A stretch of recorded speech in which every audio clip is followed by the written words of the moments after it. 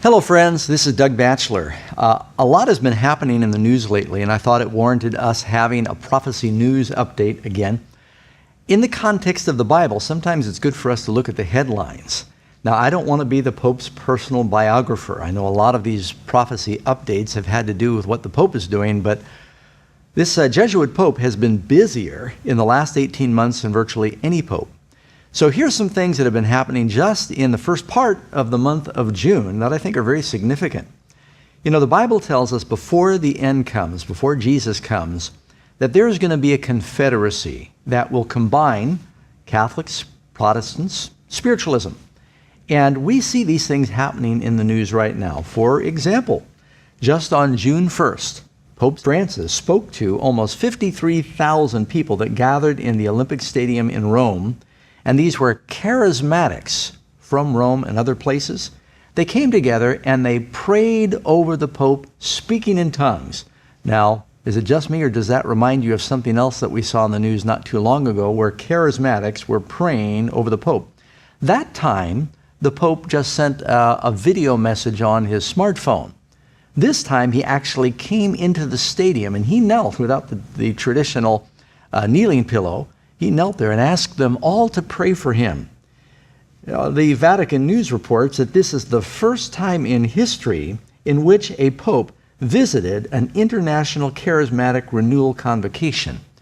And so he came. Now, the Pope says at one time he had been uncomfortable with the charismatic movement, but evidently he's feeling a lot better about that.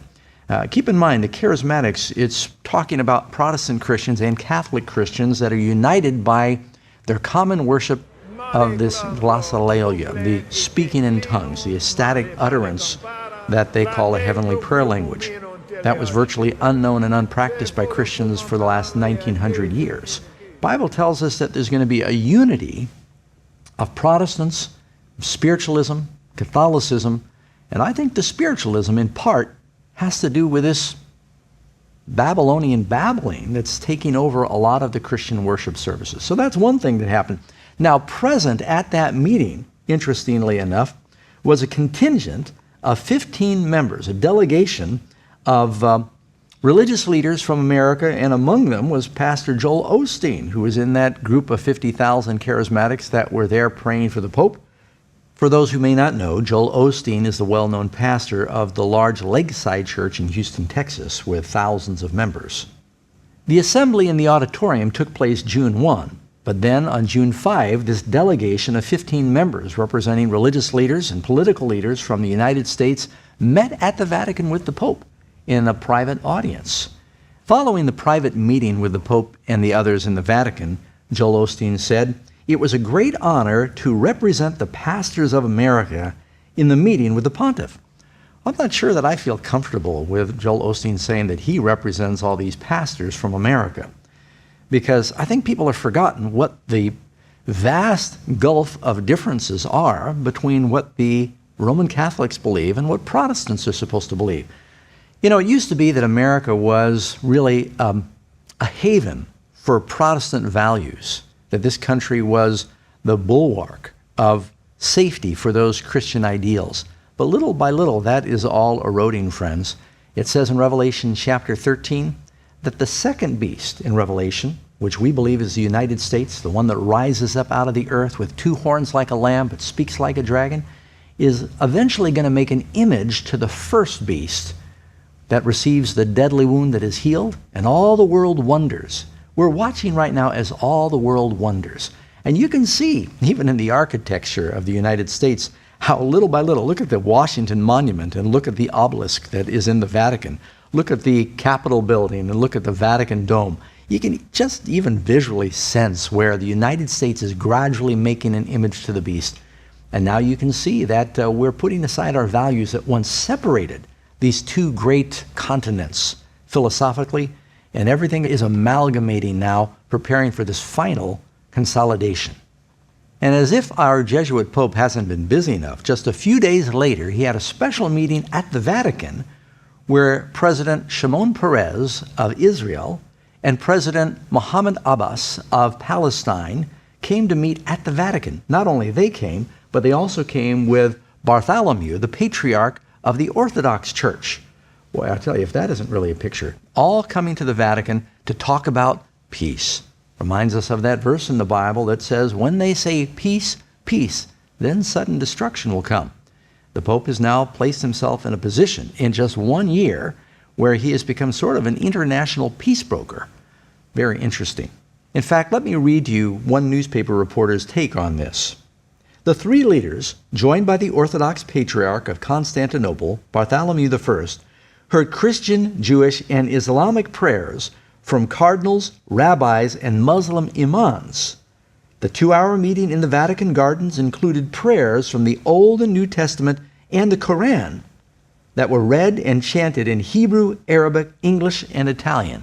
Now, that's the first time that prayers were officially offered, reading from the Quran in Arabic to Allah in the Vatican. Is it just me, or are things happening? In fact, a lot of people have always wondered, how will we get this confederacy where there's this one world religion compelling everybody to worship a certain way in the last days? How do you get 1 billion Muslims to be able to work in harmony with Jews and Protestants and Christians? Well, you have your answer now. The Pope knows how to bring them all together. And that's just what prophecy told us is going to happen. I know I've shared this with people several times before, but that quote from Great Controversy, page 588, keeps coming back to mind. Let me read it to you again. Through the two great errors of the immortality of the soul and Sunday sacredness, Satan will bring the people under his deceptions. While the former lays the foundation of spiritualism, the latter creates a bond of sympathy with Rome. The Protestants of the United States will be foremost in stretching their hand across the gulf to grasp the hand of spiritualism. They'll reach over the abyss to clasp the hands with the Roman power. And under the influence of this threefold union, this great country will follow in the steps of Rome in trampling on the rights of conscience. You know, I see that confederacy taking place between Protestantism, Catholicism, and spiritualism. You know, one of the big movies, it's still in the theaters right now, is called Is Heaven for Real? Based upon this boy that survives a near-death appendix operation and comes out of that saying that he's seen people that are dead and he's communed with them. Talking to the dead, that's what this spiritualism is all about. And here you have Catholics and Protestants all embracing this concept. I mean, what else does it mean when the Pope has the power to declare 2 former popes to be saints that can be prayed to? Isn't that about praying to the dead? And we saw that just happen last month. And so, there's an ongoing march that seems to be taking place. You know, this reminds me of a couple of books that came out a few years ago. Here's one called A House United by Keith A. Fournier. Talks about evangelicals and Catholics together, a winning alliance for the 21st century.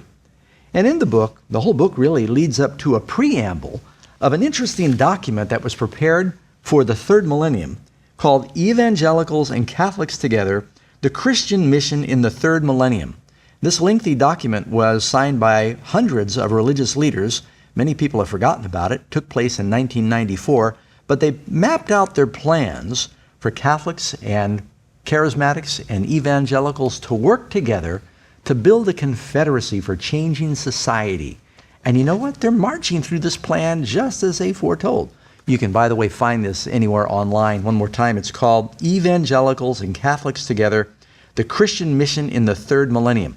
Among the things they talk about is we must not be proselytizing or evangelizing believers from other faiths. Catholics in particular do not want Protestants trying to evangelize their believers. And so those who have signed on to this agree with that. They also believe that we should be using civil powers and government to enforce certain moral values. There's probably areas where I would agree with that, but that will be used eventually in saying that the legal powers are going to be used to tell us when and where and what day to worship. In addition, another book that came out during the same time is a book by the late Chuck Colson. I met him, good man. Evangelicals and Catholics Towards a Common Mission Together. And in this, they talk about one of the things that is uniting the evangelicals and the Catholics is our common worship styles. Let me read you a little quote here or two. More generally, the spread of the charismatic movement through songs, prayers, and worship styles going well beyond officially charismatic circles has done a great deal to reduce the barriers between Catholics and evangelicals. Here's another quote from that book, page 172. Billy Graham's cooperative evangelism, in which all the churches in an area are invited to share, is one such. Charismatic gatherings where the distinction between Protestant and Catholic vanishes. That's a scary thought right by itself. In a Christ-centered unity of worship, fellowship, and joy are further examples of this. So you can see where this is heading, friends. Little by little, the barriers, the theological distinctions that make us unique in our beliefs are being eroded and dissolved. They're gradually evaporating. And this Pope is doing a masterful job of breaking those things down. Let me just wrap some of these thoughts up. I could go on, but it reminds me of a couple of prophecies in the Bible. You can start out, for example, by going to Daniel chapter 11. Keep in mind, in Daniel chapter 12, it talks about Michael standing up. This is the end of the world. There being a great time of trouble. There being a resurrection. Just before that end time scenario, it talks about the beast power, the one who has no regard for the desire of women in Daniel chapter 11. And it's just interesting. I don't claim to understand it all, but in Daniel 11, the last few verses, it talks about the glorious land, the promised land. And it says that he'll plant his tabernacle in the glorious mountain. And then it lists a number of Middle Eastern countries. Oh, it probably doesn't mean anything, friends, so don't you get worried. You can also read in Revelation chapter 16, speaking about the last plague before the battle of Armageddon. Then the sixth angel poured out his bowl on the great river Euphrates, and the water was dried up, so the way of the kings of the east might be prepared. And I saw 3 unclean spirits like frogs coming out of the mouth of the dragon, out of the mouth of the beast, and out of the mouth of the false prophet. For they are the spirits of demons, performing signs that go out to the kings of the earth and of the whole world to gather them together to the battle of the great day of God Almighty.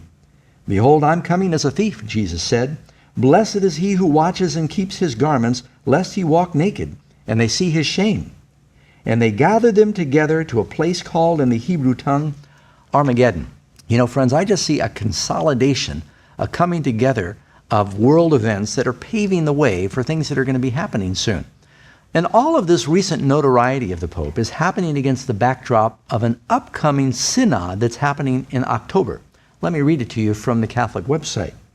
Pope Francis has called for an extraordinary General Assembly of the Synod of Bishops on the theme of challenges of the family in the context of evangelization. The Vatican has announced this synod, which will take place at the Vatican October 5 through 19, 2014, is a means through which the Holy Father wishes to continue the reflection and the journey of the whole Church with the participation of leaders from every corner of the world. This is going to be a time when they're going to come together and talk about the dynamics of the family. No doubt they're going to talk about the problems with homosexuality and how that relates to the definition of marriage, and they'll be talking about abortion. And I expect they're going to talk about the importance of Sunday worship to bring the family together. So just be watching, friends, because I think a lot of things are playing out right now. So as we see the confluence of all these events, even the secular writers in the world are sitting back marveling at how busy this Pope has been, placing himself right at the center stage in the events of religion and politics. And this is exactly what prophecy said is going to happen. He has to be in a position where he's going to create a confederacy of world powers, that the world is going to look to him for answers. Right now, if there was some catastrophe in the world, if there was a financial meltdown, if there was some tremendous natural disaster, who do you think in the world has positioned himself to be the one that everyone is going to look to for answers? And they'll give him a great deal of credibility, especially if people are afraid because of some catastrophe or financial disaster. And his emphasis on prayer is wonderful. But this is exactly what I've always expected the world would look like just before the end, friends. That's why it's so important. If you don't understand why this is important, you need to get a hold of that video that we recently produced called Revelation, The Bride, the Beast, and Babylon. You can download it from iTunes. You can order it from Amazon. It's at all major outlets. And you can go to the website. It's called revelationmystery.com. We need to be praying. And if there's something in your life where you're not ready, you need to get right with God now.